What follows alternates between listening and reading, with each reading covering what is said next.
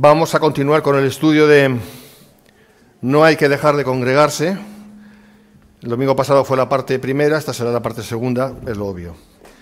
Y creo que es importante. Voy a intentar ir lo más cuadrado posible al tema, voy a intentar no irme del tema, lo cual no es fácil, porque una cosa te sugiere otra y otra te sugiere otra, es lo que pasa cuando estás predicando. Pero voy a intentar ceñirme lo máximo posible porque es bastante, la enseñanza es bastante larga y lo que no quiero es perderme. Así que vamos allá, sin más preámbulos.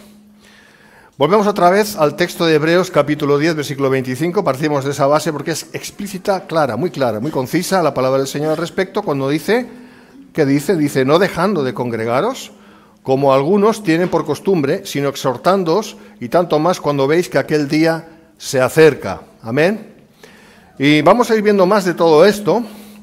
Vamos a ver la razón de la exhortación, ¿cuál es? La pregunta es ¿por qué el autor de Hebreos, que no sabemos quién fue el autor de Hebreos realmente, pero no importa aquí, es palabra de Dios, eso es lo que importa. ¿Por qué el autor de Hebreos escribe no dejéis de congregaros como algunos tienen por costumbre? Hombre, obviamente estaba pasando algo, y veremos un poco. Estaba pasando algo ahí en esa comunidad de judíos, porque es la epístola a los hebreos. Y en primera instancia el destinatario eran hebreos, eran judíos. Entonces eran judíos que vivían en cierto lugar, no se sabe dónde. Hay comentaristas que dicen que en tal lugar o en tal otro, no sabemos. El caso es que sí había una comunidad de judíos y el autor de la epístola se está dirigiendo en primera instancia a ellos. Evidentemente es una epístola ungida, por eso ha llegado a nosotros y está en el canon bíblico. Pero en primera instancia iba dirigida a esos judíos, entre ellos hermanos en la fe y otros no. Por eso a veces es un poco difícil de entender esta epístola, porque da la impresión de una cosa o da la impresión de otra. Pero es que el escritor, él tiene en mente que se está dirigiendo a personas de origen judío, judíos de hecho, que algunos habían recibido a Jesucristo, habían creído en Él, lo habían recibido como Salvador y Señor, otros estaban siendo exhortados, siendo enseñados. Todos sabemos que la salvación la da Dios y la da cuando Dios quiere, pero también es cierto que la palabra hay que predicarla. Entonces, y había otros que no, pero quién sabe quién, porque todos se llamaban creyentes. Claro, esta es la cuestión. Cuando todo el mundo se llama creyente, ¿cómo sabes tú quién es verdadero creyente? Dios sí lo sabe, pero nosotros no. Por eso el escritor de la epístola se está dirigiendo genéricamente a esos creyentes de origen judío, judíos, que estaban recibiendo la palabra apostólica, la doctrina apostólica. Eso hay que tenerlo bien presente siempre al leer Hebreos. Bueno, porque evidentemente había hermanos en la fe que habían dejado de congregarse, porque está diciendo no dejéis de congregaros como algunos tienen por costumbre, pues se está refiriendo a esos algunos que habían dejado de congregarse. Evidentemente eso ya estaba pasando, Pero vamos allá. La adoración colectiva en la congregación es una parte vital de la vida espiritual. Empezamos por ahí. Nos congregamos porque adoramos juntos. En el cielo, ¿qué se hace? En el cielo, los ángeles, vamos a hablar de los ángeles, que es más claro porque la Biblia lo dice, están continuamente, y sobre todo un sector de ángeles, están adorando continuamente a Dios, y lo hacen juntos. Entonces eso tiene una importancia tremenda, porque Dios no es que necesita, Dios no necesita nada, pero Dios es digno de ser adorado. Amén. Es digno de ser adorado. O sea, no se puede hacer otra cosa sino adorar a Dios. No, es lo que hay que hacer, es nuestro culto racional también. Entonces la adoración colectiva en la congregación es parte vital de la vida espiritual. No es lo mismo estar congregándose para adorar a Dios que no estar congregándose y decir que se está adorando a Dios. Lo siento, no, por ahí no van los tiros. La adoración, por supuesto que parte de un corazón individual, eso está claro. Pero realmente tiene su efectividad, su darle la gloria a Dios, cuando se hace, cuando los hermanos están juntos y en armonía. Por eso es tan importante reunirse, entre otras cosas. Y evidentemente esta era una advertencia sobre la apostasía en un contexto escatológico también. El escritor de Hebreos hace referencia al día que se aproxima. ¿Verdad que lo dice? Vamos a verlo de nuevo. Sino exhortad, cuanto veis que aquel día se acerca. ¿Cuál es el día que se acerca? Pues evidentemente el día de la venida del Señor. Amén. Bueno, si eso era así en el año, se supone que Hebreos se escribió acerca del 70 después de Cristo, imagínate ahora que estamos en el 2017. Estamos mucho más cerca nosotros de ese día, ¿verdad? Yo creo que sí. ¿Vale? Entonces, esta exhortación se manifiesta por una urgencia escatológica, es decir, que tiene que ver con lo que se tiene que manifestar todavía. Las escatos logos es el tratado de las últimas cosas, es lo que significa, que requiere un aumento en la intensidad y en el número de actividades cuando más se acerca el día de Cristo. No significa que tenemos que volvernos más religiosos y hacer más cosas, significa que tenemos que estar primeramente muy pendientes de que efectivamente ese día se acerca y por tanto también el enemigo está levantando cada vez más su mal. Bueno, ahí tenemos al apóstol Pablo que está diciendo en 2 Tesalonicenses acerca del misterio de la iniquidad que estaba levantándose y que se iba a levantar al final de los días y que se iba a levantar una gran apostasía, ¿verdad que sí? Y el Señor Jesús dice, el amor de muchos se enfriará. Todas estas cosas las sabemos y esto siempre en relación a los últimos días de este tiempo de la Iglesia. Por lo tanto, razón de más para obedecer más a Dios. Amén. Eso está claro. Ahora, ¿cuáles pudieron ser las razones por las que dejaban de congregarse? Es una buena pregunta porque eso nos va a ayudar también a nosotros a entender pues ciertas cosas, ¿no? Y para hacerlas o no hacerlas, depende. Bueno, evidentemente las razones siempre son prácticamente las mismas: egoísmo, desidia, negligencia, soberbia. En el caso de ellos, al no querer mezclarse con el pueblo y lo más probable, temor a la persecución. A lo mejor esto no es tanto aquí ahora. Nosotros no tenemos ningún problema en reunirnos con hermanos de otras procedencias, ninguno. Eso lo tenemos bien claro. O sea, no existe ningún tipo de clasismo, o menos aún racismo, no existe nada de todo esto. En aquellos entonces sí, Porque claro, ¿qué pasaba? Que los judíos tenían la mentalidad que los gentiles eran, no quiero decir la palabra, pero un animal de esos del cual se extrae jamón. Pues esa es la mentalidad que tenían los judíos acerca de los gentiles. Entonces, claro, imagínate, ¿no? O sea, de repente las cosas cambian y Pablo dice, ya no hay hombre, mujer, que dice que todos tenemos el mismo valor delante de Dios, queda ahí revelado, y tampoco hay gentil, tampoco hay griego, tampoco hay escita, o sea, todos iguales delante de Cristo. Claro, eso está muy bien escucharlo. Nosotros lo tenemos bastante asimilado por tantos años y años y años de cristianismo, de tradición cristiana al menos. Pero en aquel entonces no. En aquel entonces eso era una pared cuesta arriba que había que subir. Era todo aquí en la mente, era una cuestión psicológica difícil. Algunos no lograban superarlo. Es verdad que muchos tampoco eran realmente nacidos de nuevo. Seguramente habría todo tipo de personas nacidas de nuevo, personas que sí habían recibido a Cristo, sí habían nacido de nuevo, pero estaban en los albores de su fe, en los comienzos de su fe, estaban aprendiendo. Por eso el escritor les dice, no dejéis de congregaros como algunos tienen por costumbre, ¿verdad? Pero seguramente el tema del clasismo era una realidad. El tema de la persecución, seguro, porque entonces se perseguía a muerte. Hoy en día también se persigue a muerte, pero a los cristianos, pero quizás en otras latitudes. Aquí, en el mundo, llamémosle libre, que es como le llaman, ¿qué diré? Todavía no, vamos a decirlo así. Pero eso puede cambiar. Eso puede cambiar de la noche a la mañana, ya sabemos. Y de hecho, durante el tiempo de la tribulación va a cambiar. Y en el tiempo de la gran tribulación no te quiero ni contar. Entonces, si no, pues lee Apocalipsis capítulo 13 y ahí te dice de lo que estoy hablando. Por lo tanto, eso ha ocurrido a lo largo de la historia, por supuesto. Los cristianos verdaderos siempre han sido perseguidos, y está ocurriendo, y seguramente, como digo, seguirá ocurriendo hasta el final, hasta que el Señor vuelva. Hay cristianos que temen a la muerte. Claro, había que preguntar si realmente son cristianos. No voy a entrar ahí. Solo Dios lo sabe. Pero está claro de que ese fue el caso. Muchos no querían reunirse porque tenían miedo que en ese momento llegaran los romanos, en este caso sería, claro, era el tiempo del Imperio Romano, o a través de sus espías, y les apresaran y les llevaran a la cárcel y a la tortura o lo que fuera. Y decían aquello de, pues mejor me quedo en mi casa, que estoy más seguro. Hoy en día no es por eso, hoy en día es por el fútbol. Sí, hoy en día es por el fútbol, o quizás por la lluvia, o porque hace mucho sol, o porque nieva, o por cositas que no tienen mayor importancia. O sea, muchos se quedan en casa. Hay que decirlo, pero bueno, al menos, mira, temor a la persecución se puede entender, ¿no? No digo que esté bien, pero es algo en lo natural más claro de entender. En estos días, desde luego, temor al que pensarán, desinterés en las cosas de Dios, tener el espíritu apagado, tener el espíritu contristado, eso también son realidades. Eso está ahí.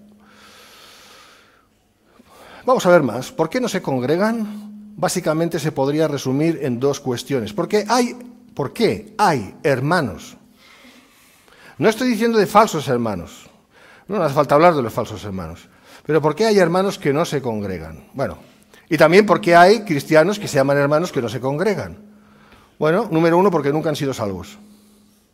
Pregunta, y es una pregunta difícil. ¿Puede haber personas llamadas creyentes que no hayan nacido de nuevo y piensen que han nacido de nuevo? Puede ser. Por eso es tan importante ponernos delante del Señor y ver si realmente nuestra vida está dando un fruto. No estoy intentando aquí llamar a la inseguridad, no estoy intentando aquí hacer un brindis a la inseguridad, no, ni mucho menos, no quiero eso, no quiero eso, porque yo sé que hay hermanos que sí han nacido de nuevo, pero están teniendo luchas, porque quizás tienen el espíritu apagado y están pasando por dificultades, y para nada quiero hacer daño a sus hermanos, Dios me libre, todo lo contrario. Pero también es cierto de que cada uno de nosotros tenemos que probarnos, porque la Biblia dice probar los espíritus. Y por supuesto, eso también tiene que ver con nosotros. Tenemos que probar nuestro espíritu, tenemos que probar, ya sé que no es el contexto, pero viene a colación. ¿Cómo estamos andando? ¿Realmente cuál es el fruto nuestro? ¿Realmente hay evidencia de...? Porque claro, los sentimientos van y vienen, pero realmente tenemos la seguridad de que somos de Cristo. Esto es lo primero, ¿no? Eso es muy importante. Hay que nunca han sido salvos. Y claro, llega un momento en que dicen, ¿para qué me voy a reunir?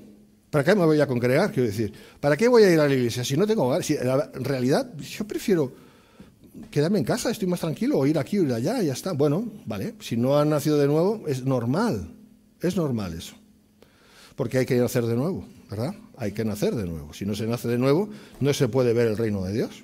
La palabra de Dios lo dice, el Señor Jesús lo dice. Pero sea como fuere, sea el caso que sea que lo veamos desde esta perspectiva o desde esta otra, o por aquí o por allá, la realidad es que sí es verdad que hay, que se dicen creyentes, que nunca se congregan, y la razón de base es porque nunca han nacido de nuevo. Vale, hasta aquí. Amén. Ya, hasta aquí. O sea, si Dios no hace el milagro, no podemos ir más allá. Ahora, la segunda razón es, y esa es la que vamos a ver, porque esa es la que realmente nos interesa, porque, como digo, este mensaje va dirigido a cristianos, a hijos de Dios, por caer en engaño. Hermanos, el engaño es una de las trampas peores que el enemigo usa, porque él es el padre de mentira, en conjunción con nuestra propia carne, para intentar no separarnos de Dios, porque eso es imposible, pero sí separarnos, quiero decir, absolutamente. Eso es imposible, la unión nunca se romperá, pero sí que perdamos la comunión, con Cristo. Y te voy a decir una cosa, un buen medidor, no único, pero un buen medidor de saber si nuestra comunión con Cristo está bien, es conforme a lo siguiente: ¿cómo es nuestra comunión con los hermanos? Bueno, no voy a decir que eso es y ya está, no, pero eso es un medidor importantísimo. Porque uno puede decir, yo estoy en comunión con el Espíritu, yo estoy en comunión con Dios, aleluya, pero mira, eso de reunirme con los hermanos como que no. Pues entonces te voy a decir una cosa, si este realmente es el caso, no te engañes, tú no estás en comunión con Dios. Véase la diferencia entre unión y comunión. Unión la hace Dios y eso es inquebrantable en el nacido de Dios. La comunión es algo que nosotros tenemos que trabajar. Que Dios siempre está presto, pero nosotros tenemos que hacer nuestra parte. Por eso Pablo dice, ocupaos de vuestra salvación con temor y temblor. De eso estoy hablando cuando hablo de comunión. Ocuparnos de nuestra salvación, ocuparnos de nuestra vida espiritual. ¿Bien? Entonces, insisto en el punto, es muy difícil que me puedan convencer, que alguien me diga, no, yo estoy en comunión, un cristiano, ¿vale? En comunión con el Espíritu de Dios, estoy en comunión con Dios, amo a Dios, aleluya a Dios, todo a Dios, y al mismo tiempo no se congregue. Y además podemos añadir más cosas ahí que las vamos a ver, ¿no? No, es que los hermanos, es que esto, es que lo otro. No, no es que nadie se engañe, eso no funciona así. Eso no funciona así. No podemos decir que tenemos comunión con Dios si no tenemos comunión con los hermanos. Porque la palabra lo dice, ¿verdad? El que dice que ama a Dios y no ama a los hermanos, ¿verdad? Entonces, yo sé que hay personas que, bueno, que por razón de carácter, por manera de ser, pues son más de reunirse, otros no tanto, unos son más emocionales, otros no son... No estoy hablando de cuestiones de carácter, no estoy hablando del alma, ¿vale? Eso es singular. Cada uno es como es. Estoy hablando de otra cosa mucho más profunda. Realmente los hermanos que pueden congregarse, es decir, pues si hay fuerza mayor, no hay nada que decir, pero que pueden congregarse, pero no lo hacen porque de alguna manera, en realidad no les nace, ¿no? Eso de, es que con los hermanos y con lo bien que se está aquí en casa, ¿no? O aquí o allá, pero eso de los hermanos, que eso de la iglesia, una de dos, o no han nacido de nuevo, o sí, puede ser que hayan nacido de nuevo, pero que tengan una comunión con Dios absolutamente nefasta, ¿eh? Entonces, esto hay que hacer, nos lo tenemos que hacer mirar, ¿vale? Eso es muy importante que nos lo hagamos mirar delante del Señor. Y desde luego, mucho de eso tiene que ver con engaño. Bueno, en primer lugar, porque es el primer punto, porque nunca ha sido salva la persona. Vamos a explicar un poquito esto también. Primera de Pedro 2:3, desead como niños recién nacidos de Dios, ¿entienden? La leche espiritual no adulterada para que por ella crezcáis para salvación, si es que habéis gustado de la benignidad del Señor. O sea, está diciendo, si realmente habéis nacido de Dios, entonces tenéis que desear. Hay que desear en el sentido, Pedro está diciendo, no, voy a mentalizarme para desear. Voy a hacer un esfuerzo en desear. No, hermano, es que eso nace. Dios, por su Espíritu, te lo hace nacer.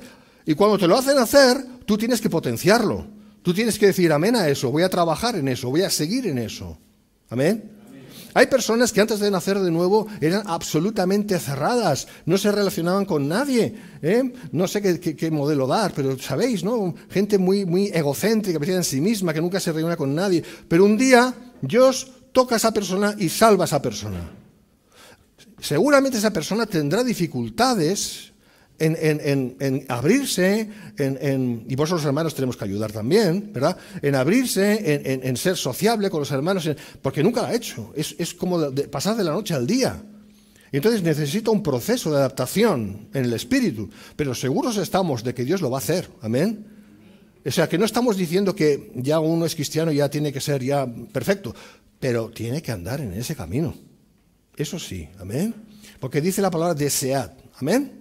Desead. Por lo tanto, lo que Dios ya nos pone en el corazón, en nuestro hombre interior, es la expresión más correcta, en nuestro hombre interior, ¿verdad? ¿Cuál tiene que estar lleno del Espíritu Santo? A partir de ahí hay que hacer nuestra parte. Ocupaos de vuestra salvación, ¿verdad que lo dice?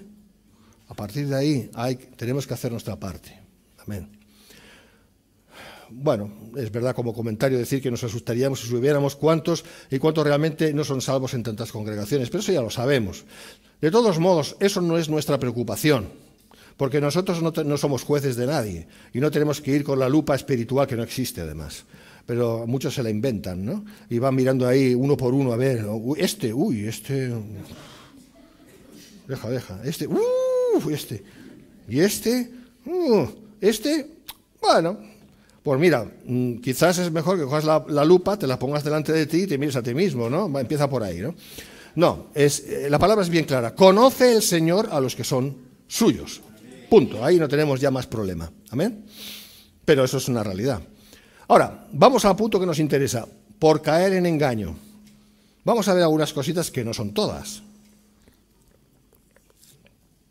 ¿Sabes lo bueno de la enseñanza? No es que no sepamos las cosas, porque las sabemos. Pero lo bueno de la enseñanza es que en un momento dado, algo que pensamos que sabíamos, se nos había quedado en el rincón trasero del del cuarto trasero, del desván, del sótano de nuestra mente. O sea, imagínate, por ahí escondido. Y no lo tenemos presente. Y entonces, cuando la enseñanza se da, el Espíritu Santo da luz ahí y te lo vuelve aquí delante. con la informática, igual, y te lo envía aquí delante y lo ves y dices, ostras, si esto lo sabía, pero me había olvidado. Ah, pues qué buena es la enseñanza, por eso está el Ministerio de la Enseñanza, hermanos. No porque queramos dar la charla a la gente, también, no, es porque es bueno que recordemos las cosas. Bueno, vamos a verlas. Falsos motivos al respecto.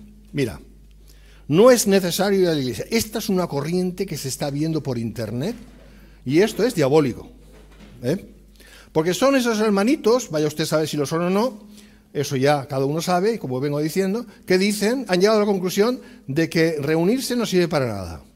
Entonces, como que se está mejor en casa, pues ellos hacen una apologética de no ir a la iglesia. ¿Para qué ir a la iglesia? Razones que dan. Es que las iglesias están mal. O claro que hay iglesias que están mal.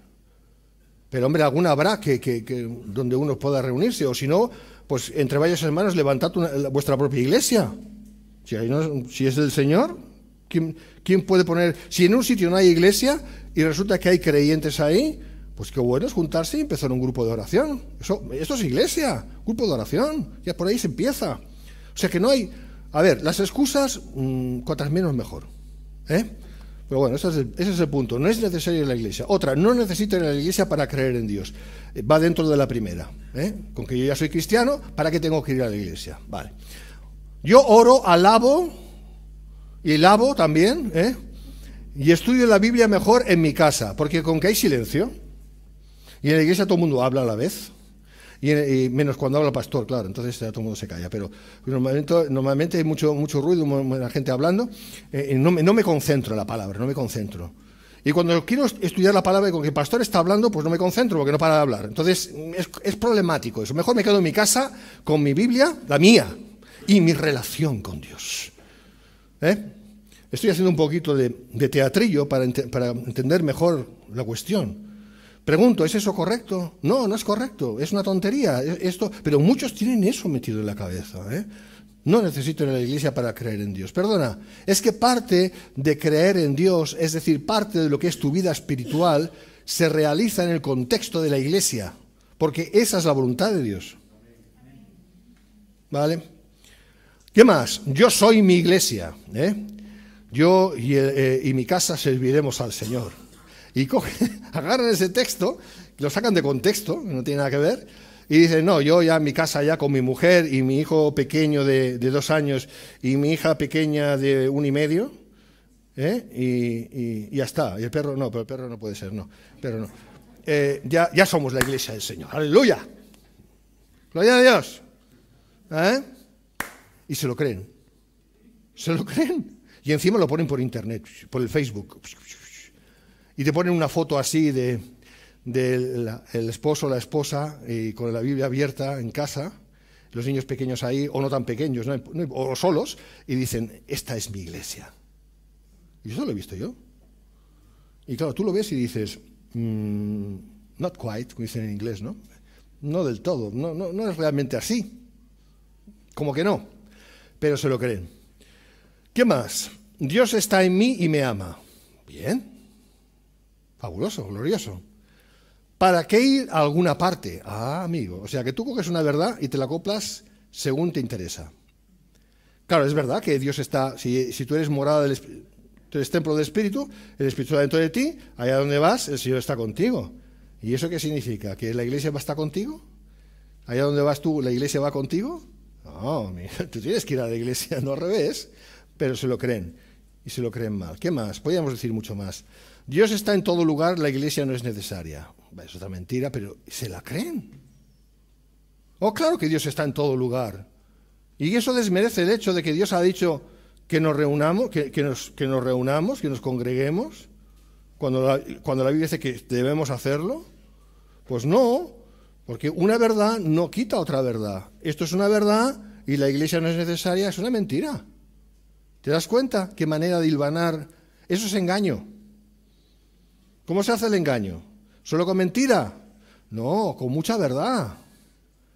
Y una mentira, y mucha verdad, y otra mentira, y más verdad, todas las que quieras, y luego una mentira, y al final tienes una cosa que parece creíble, y se llama engaño, porque es falso. Así que, hermanos, la verdad tiene que estar sustentada por la verdad.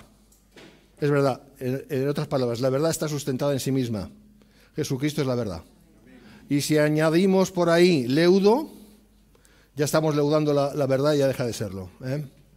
Y entonces tenemos engaño. ¿Qué más? Yo y el Señor. Bueno, esto es, casi les queda decir, yo y el Señor uno somos. Casi les queda, sí, ya casi, yo y el Padre uno somos. Ay, Dios mío, ¿cómo están las cabezas, espiritualmente hablando? No se puede decir eso. Dice, si soy honesto, me aburre ir a la iglesia. Muy bien, está bien que seas honesto, siempre sé honesto. Y dices que te aburre ir a la iglesia, el problema no es que eres honesto, el problema es que te aburre ir a la iglesia. Entonces, en tu honestidad, mira por qué te aburre ir a la iglesia. Ahora, no seas honesto solamente en una parte, sea honesto en todo. Porque es fácil ser honesto en decir, me aburre la iglesia y quedarme ahí. Y decir, ya no voy más allá. No, sigue siendo honesto. O sea, sea honesto hasta el final. Y ve por qué te aburre. Porque quizás haya un problema ahí que hay que resolver. Dice que la iglesia está llena de hipócritas. Hombre, yo no diría tanto. Claro que hay hipócritas, pero seguramente en tu propia casa, en la mía hay hipócritas, yo qué sé, en cualquier parte hay hipócritas, ¿no? En mayor o menor medida, todos somos un poco hipócritas a veces. O quién es perfecto. Pero hombre, eso es excusa y es razón para no ir a la iglesia porque dices que está llena de hipócritas, como si a lo mejor tú eres el primer hipócrita y no te has dado cuenta. Claro.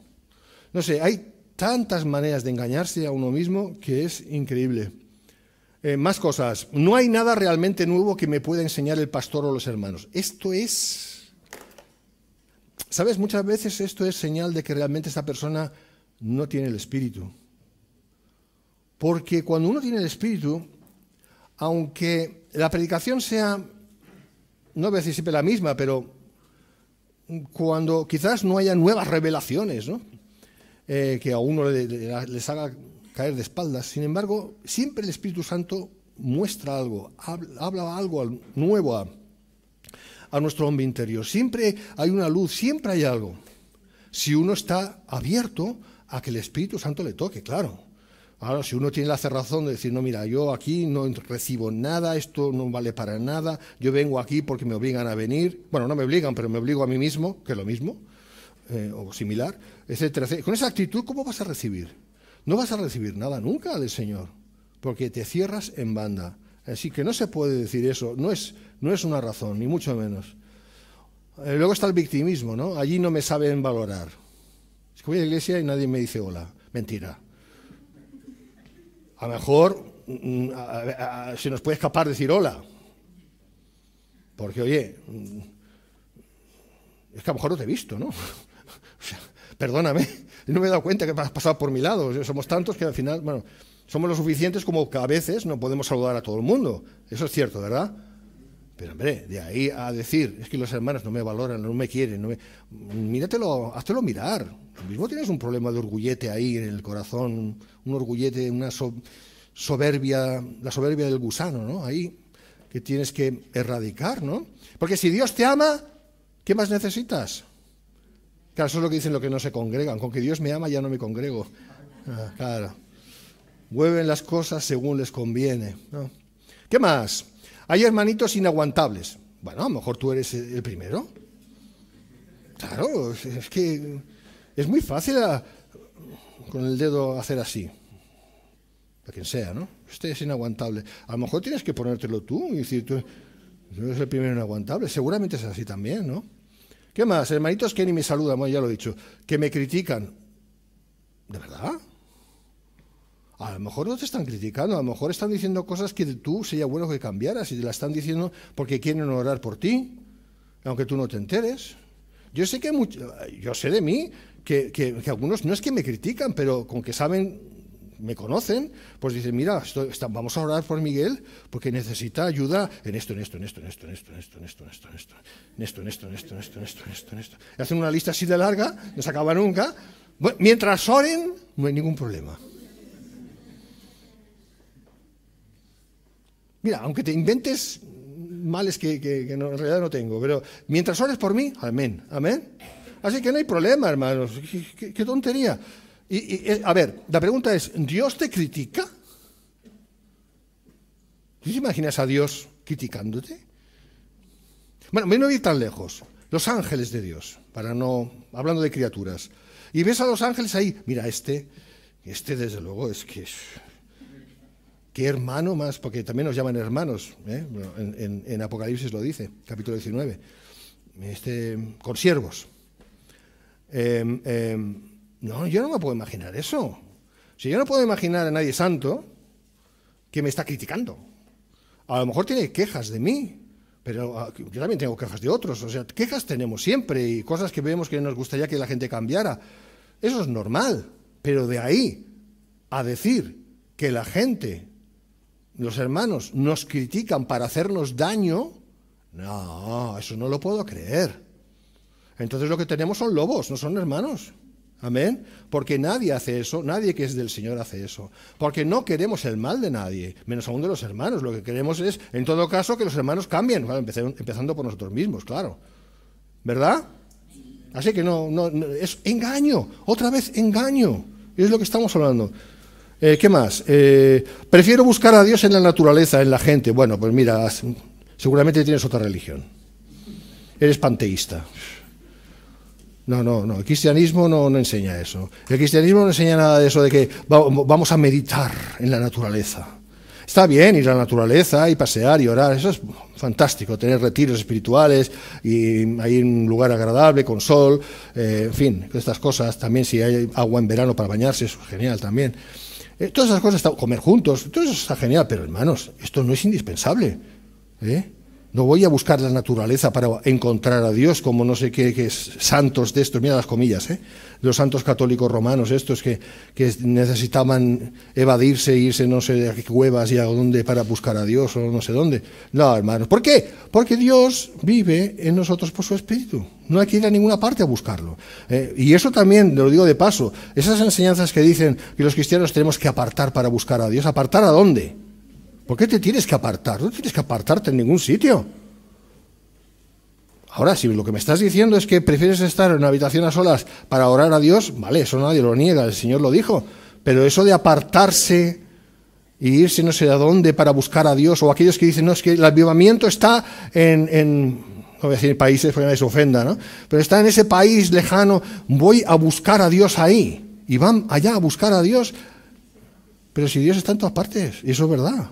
¿Qué tienes que ir a buscar la unción? ¿De qué? ¿Y dónde? No has entendido el cristianismo. El Señor es más grande que todo esto. ¿Amén? Bueno, seguimos. Desde luego lo que subyace siempre es el orgullo. El orgullo. El cristiano que se aparta suele tener un concepto equivocado de sí mismo. Ahora, yo no estoy hablando aquí, cuidado, antes de proseguir, no estoy hablando aquí de verdaderos hermanos bien motivados en Cristo, que salen de una iglesia porque esa iglesia realmente no es de Cristo. Esto hay que decirlo y es muy importante. Entienden que esa iglesia genuinamente, ellos entienden de forma genuina que esa iglesia no es de Cristo, que se ha apartado, que ha apostatado, que lo que predican es doctrina de demonios o similar, y salen de ahí porque no pueden seguir ahí, como es lógico. Y buscan, pero eso sí, buscan una iglesia de sana doctrina, donde se viva.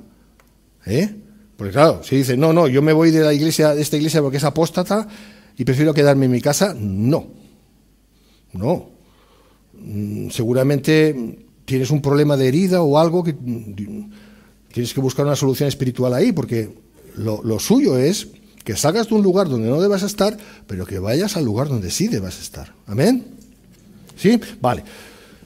Dicho esto, el cristiano que se aparta suele tener un concepto equivocado de sí mismo. A veces ese concepto es en cuanto a superioridad espiritual. Hay hermanos así, supuestamente hermanos, que dicen, no, yo una iglesia para qué, si yo ya lo sé todo.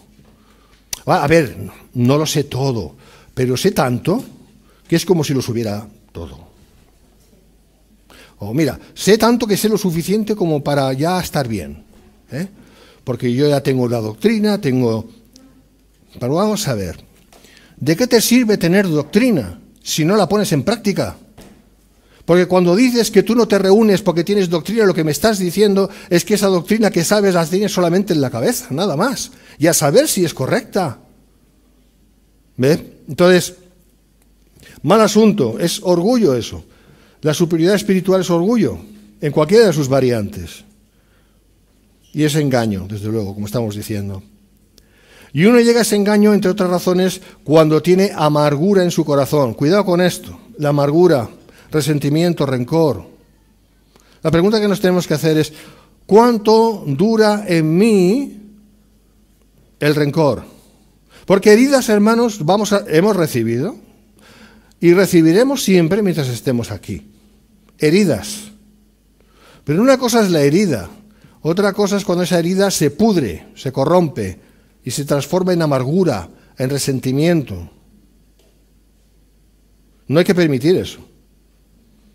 Pero si se ha permitido, hay que dejar de permitirlo. La herida solo la puede sanar Dios y lo hace. Pero si yo me empecino en guardar esa herida y no exponerla a la luz del Espíritu, esa herida se va a corromper, va a degenerar y se va a transformar en algo muy feo que huele mal. Y una vez eso ocurre, la pregunta es, ¿qué hago con ello? Porque puede ocurrir, pero ¿qué hago con ello? Y la respuesta es muy sencilla. Ofrécesela al Señor y perdona a tu ofensor. Y perdonar no es un sentimiento, es una elección. Como amar es una elección, perdonar es una elección. Una cosa es que dice, no, es que tengo mucho rencor que no puedo perdonar. No, perdona, tú eres tonto. Espiritualmente hablando, claro. Vamos a ver, es que no estás entendiendo las cosas.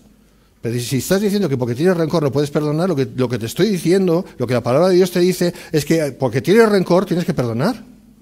Es que tienes que dar la vuelta a la tortilla. No es así, entonces es eso. No, es que es eso porque es así, es al revés. O sea, tienes rencor, lo que tienes que hacer es perdonar. Pero es que no puedo, no, sí puedes. Es que no siento, que sentimientos van y vienen, ¿no? Y decir, no, yo perdono a esa persona delante de Dios y Señor, con tu gracia. Los sentimientos no significa que instantáneamente van a cambiar. Porque los sentimientos necesitan su tiempo también. Pero una vez tú has decidido perdonar y has perdonado, eso está hecho. Porque así Dios te ha perdonado. Amén. No significa eso que necesariamente la relación se va a restaurar. Porque la relación siempre es de dos partes, no solo de una. Pero por tu parte estará hecho. Y luego ya a partir de ahí ya sabrás guardarte también. Pero bueno, ese es otro tema, nos vamos del tema aquí. Entonces, la amargura en el corazón no es una buena compañera de viaje. Amén. Y es causa para que luego uno diga, mejor me quedo en casa, que para qué congregarme si no siento, si todo esto se te cae, todo lo demás se cae a los pies ya. Toda la espiritualidad se cae a los pies. Pero hombre, es que has dado brecha al diablo, has abierto una puerta al diablo. ¿Y qué dice la palabra? Que él es como león rugiente que busca a quien devorar, ¿no? Anda por ahí rugiendo y... Pues no le des cabida. No, el diablo no te va a hacer perder nada de la salvación, pero sí te va a hacer que tu salvación sea pequeñita, ¿eh? Mejor dicho, si tú obedeces eso, quiere decir. Entonces lo que hay entrada estrecha en el cielo, ¿me entendéis? La Biblia lo dice.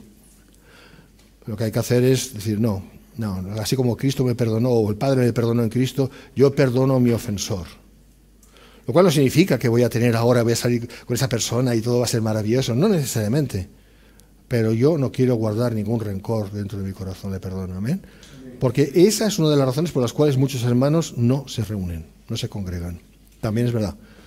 Resentimiento, falta de perdón, orgullo, en fin. Luego los que son sabios en su propio... Mira, los cristianos, o las personas cristianas, mejor dicho, que tienen la tendencia a ser sabios en su propia opinión, tienen que tener mucho cuidado, o tenemos que tener mucho cuidado.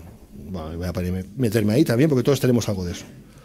Porque está bien ser conocedores de las cosas y buscar conocerlas y buscar entenderlas.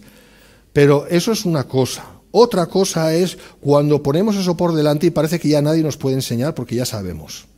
Eso se llama orgullo también. Amén. Y eso es lo que hace que muchos también digan, menosprecien, sin darse cuenta, vayan menospreciando a los hermanos. Pues dicen, ¿qué me va a enseñar este? ¿Y este qué me va a decir? Pues si yo ya.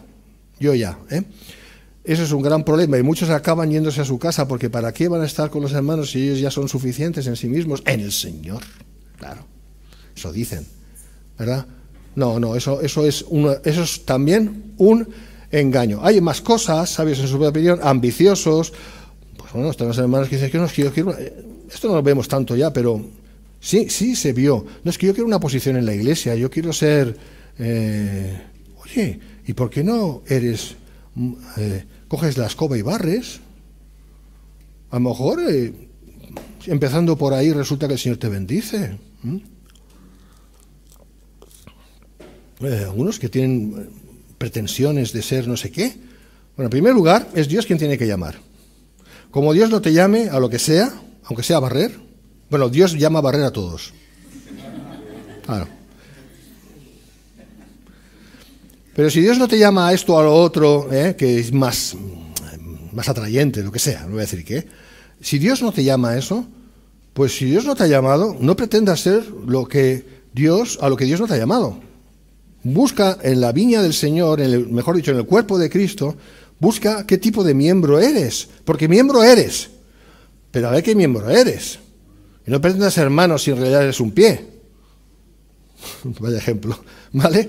Entonces, eso es muy importante. Cuidado con la ambición, que también puede hacer que muchos se vayan de las iglesias y digan, ¿para qué? Si a mí no me consideran, si no me tienen en cuenta, pues mejor me quedo en mi casa, que al menos mi perrito, bueno, si no tiene perro, no sé.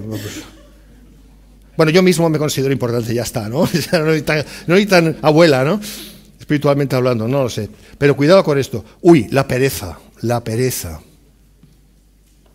¿Sabe? La Biblia dice que el perezoso dice que sabe aconsejar más que aquel que sabe aconsejar 7 veces, ¿no? Sabe aconsejar. O sea, y esto lo he visto. Perezosos que saben aconsejar. Dios mío, ¿cómo aconsejan? Tienen opinión de todo, pero luego no hacen nada. Entonces, hermanos, no. O sea, hay que tener un equilibrio. Porque muchos perezosos dicen, ¿para qué voy a ir a la iglesia si yo estoy muy tranquilo en casa? Y aparte yo hago cosas en casa.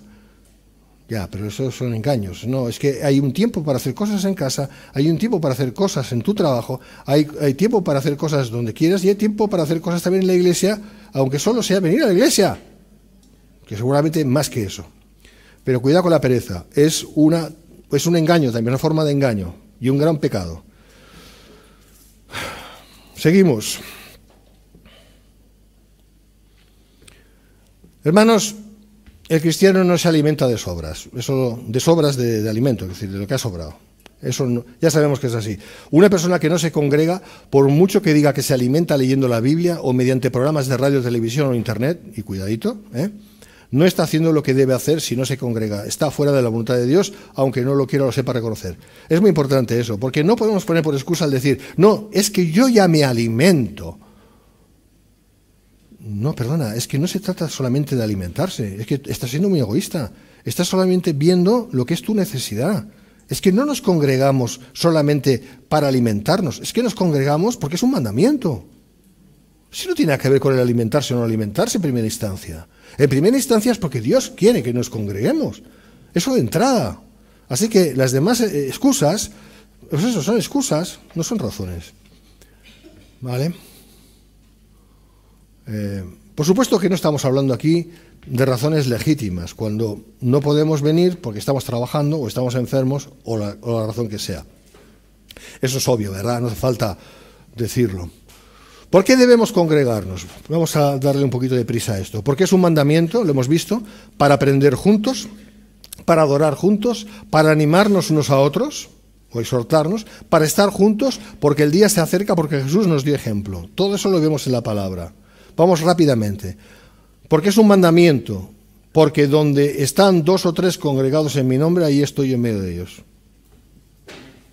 Pues ahí ya se ve clarísimamente. Donde están 2 o 3 congregados en el nombre del Señor, el Señor está ahí. Hay bendición ahí, ¿verdad? Ese es un principio clarísimo, ¿no?